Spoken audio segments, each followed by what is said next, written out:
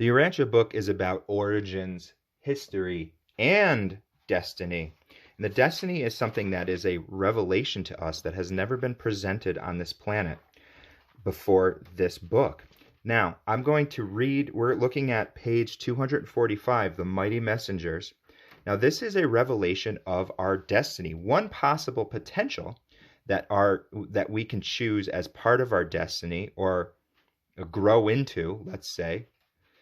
And I am curious, I'm asking you the question, does this sound like maybe it lines up with you on a spiritual level? Does this sound like it rings a chord with you? We're on page 245. Please like and subscribe. Thanks to everybody who's participating. All right, here we go, folks. The Mighty Messengers. They belong to the ascendant group of Trinitized sons. Now, what Trinitized sons are, there's various groups, okay, that attain the Trinity, okay? Some of them are from the Trinity, others attain it, as in they need to earn it. And this is a group that is in the Trinitized sons of attainment. They are a class of perfected mortals who have been rebellion tested or otherwise equally proved as to their personal loyalty.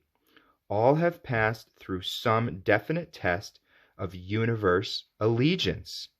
At some time in their paradise ascent, they have stood firm and loyal in the face of disloyalty of their superiors, and some did actively and loyally function in the place of such unfaithful leaders.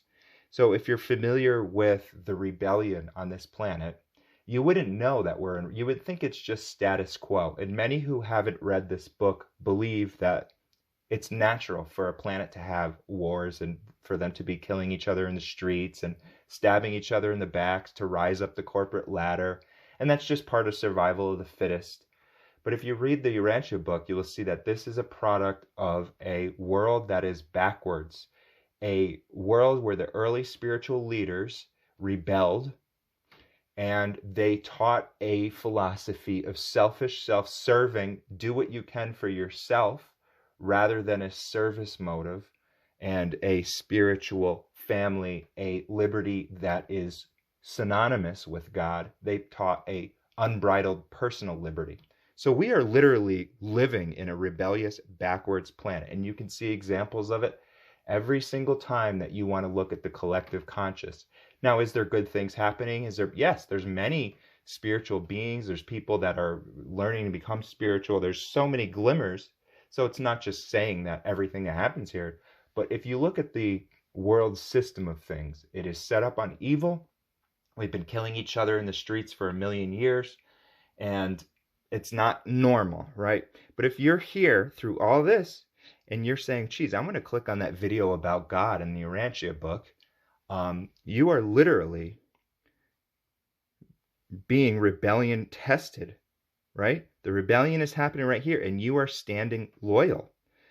So let's look more at this. With such personal records of fidelity and devotion, these ascending mortals pass on through Havona with the stream of the pilgrims of time, attain paradise, graduate therefrom, and are mustered into the core of finality. That word finality tells you exactly what that is. Thereupon they are trinitized in the secret embrace of the paradise trinity, and subsequently are commissioned to become associated with the ancients of days in the administration of the governments of the 7 super universes. So there's no other way to attain this experience, folks, other than being in a rebellion. There are many planets that aren't in a rebellion. In fact, most of them aren't. It's more rare to have a rebellious world where they are just completely blind to seeing the reality of what we're supposed to be doing, this love thing, these lessons that Jesus taught us about love and faith, and for many, many different reasons. They rationalize in 1,000,001 different ways why it is okay to be away from your spiritual center. And so there's not even a possibility, if you're not from a rebellious world, if you're not functioning in this experience, let's look at every ascendant mortal of insurrectionary experience who functions loyalty in the face of rebellion is eventually destined to become a mighty messenger of the super universe service. So maybe that doesn't mean that everybody from this planet is going to be a mighty messenger, because maybe they're not functioning loyal right now. Maybe they're going to have to realize their loyalties when things are much easier on the next world. There's another term for us beings who have this strong faith during this planet, and it's called an agandanter. And what that means is one who can believe without seeing and persevere when isolated. Likewise, it is any ascendant creature who effectively prevents such upheavals of error, evil, or sin for action designed to prevent rebellion or to affect higher types of loyalty in a universe crisis is regarded as an even greater value than loyalty in the face of actual rebellion. So if you could prevent one, it's a little too late for that. The senior mighty messengers were chosen from those ascendant mortals of time and space who were among the earlier paradise arrivals. We're talking ages and ages ago that some of these beings traversed all the way up to paradise. Many having traversed Havona in the times of Grand Fonda. Grand Fonda was the first mortal to originally attain paradise. And it's not just like they teach in Christianity with this heaven concept, one and done. We're talking ages, you're trying to perfect yourself. Perfect. If you were a litter bug or something like that, and they allowed you into paradise, then paradise would just be filled with litter. And if they were to remove that circuit, that deprives you of the experience of the character growth. So you have to say, no, I'm consciously choosing to not be a litter bug because I want to ascend to a place where there's no litter. It's not done for you, in other words. The responsibility is squarely on your shoulders, but that, as you know, whenever that happens and then you earn something, it feels that much sweeter, folks.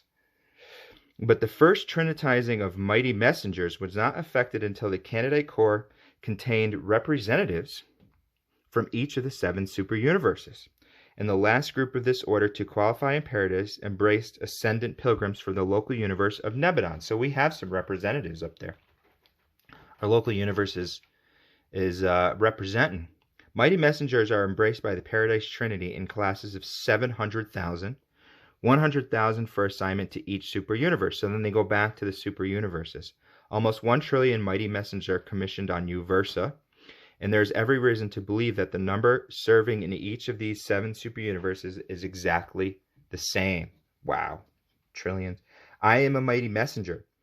And it may interest you Ranchians to know that the companion and associate of my mortal experience was also triumphant in the great test, and that though we are many times and for long periods separated in the age-long inward ascent to Havona, we were embraced in the 700,000 group, and that we spent our time passing through Vice-Jarrington in close and loving association.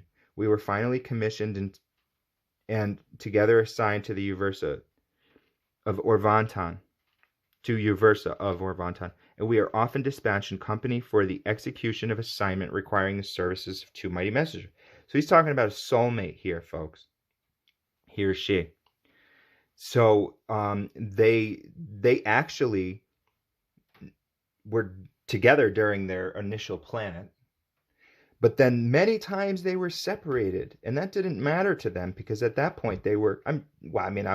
I'm sure that they were going to have certain feelings about it, but they were so assured by that point that you don't have those feelings of woe, and you can even start to have that right here and now, folks, to say, oh no, my spouse died. Once you're assured and once you have that faith that transcends just the simple dirt nap, then you don't have those types of feelings. Everything, you don't miss your family. You might miss them a little bit or whatever. But you're not overwhelmed by these feelings of woe, or they even say that graduations or funerals will be like graduations if we really knew what people were going to experience. It would be a celebration of a graduation. Mighty messengers, in common with all Trinity-embraced sons, are assigned to all phases of super-universe activities. They maintain constant connection with their headquarters through the super-universe reflectivity service. Mighty messengers serve in all sectors of a super universe and frequently execute missions to the local universes and even to the individual worlds, as I do on this occasion. So you can see, what is the nature of our service here? Well, once you attain that paradise, you can come back and you can speak to it. You can speak of it and teach it. In the Super Universe Course, mighty messengers act as the defenders of both individuals and planets when they come up for adjudication. They also assist the perfection of days in the direction of the affairs of the major sectors. So this, they detail this later on, and it's to say if a being is deciding that they don't want to, go on, they've committed so much evil, and maybe it could be one of your siblings or something like that. The mighty messengers, having had been in that situation of being immortal and knowing what it's like to be in a rebellion world, would say, he says he doesn't want to continue on and he's done a real lot of evil, but you got to give this guy another chance because it's super hard out there when you're surrounded by evil 24/7. I know what it's like. I've been through it and I've prevailed. So you would see you have this this loving sort of defendant. And it's not that any judgment that's ever passed is not perfect, because you are talking about perfect judges here, but they need to go through the procedures. In the Super Universe Court, and remember, this is free will, so it's not like saying if anybody has any sort of flicker of spiritual capacity left in them, they're not adjudicated. And what adjudicated means is they simply cease to exist. And that's the justice of the universe. If you don't have that, then the universe, you want perfect justice in a universe. Who wouldn't want perfect justice? And that's what the perfect justice is. But it also happens with a world. What's the status of the world going to be? Perfection of days in the direction of the affairs of the major sectors. As a group, their chief assignment is that of super universe observers. They are stationed on the various headquarters world and on individual planets of importance as the official observers of the Ancients of Days. When so assigned, they also serve as advisors to the authorities directing the affairs of the spheres of their sojourn. The Ancients of Days are part of God the Sevenfold. They're just extremely advanced beings whose function is, one of their roles and functions is that adjudication of the soul, to say this soul, there finally has to be somebody who pulls the trigger on justice, right? And that's the role of the Ancients of Days. They also serve as advisors to the authorities directing the affairs of the spheres of their sojourn. The messengers take active part in all phases of the ascendant scheme of mortal progression. With their associates of mortal origin, they keep the super governments in close and personal touch with the status and progression of the plans of the descending sons of God. So you're going to participate with them. Mighty messengers, even before you become one of them, are fully conscious of their entire ascendant careers. Folks, this is huge. This is like taking everything about reincarnation and saying that's a philosophically weak concept, to be a forgetful of a certain phase of your career. Not that you remember. I don't remember everything that happened when I was 4 or 5 or whatever, but those things are not important, right? You're not going to miss out on a whole life's worth of experience. For what? That concept is just so philosophically weak. And why would that exist in a universe that you would not be conscious of one of your lives, or 1,000 of your lives, or 10,000, or however many these reincarnationists think that you're, having here? They're fully conscious of theirs, and that is why they are such useful and sympathetic ministers, understanding messengers for service on any world of space and to any creature of time.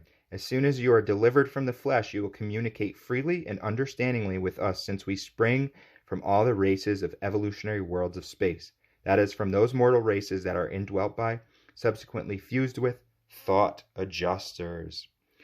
So you can see how many little tidbits are thrown in there too. It's just like, for instance, about being conscious of all of your previous lives, about the rebellion tested aspect and how that would be a different classification of beings. Because if you're rebellion tested and there's a rebellious world, then you will be able to do a service on that world, and you'll be in way less danger of getting wrapped up in the rebellion because you have already lived through it. You know what it's like to have to believe without seeing and persevere when isolated.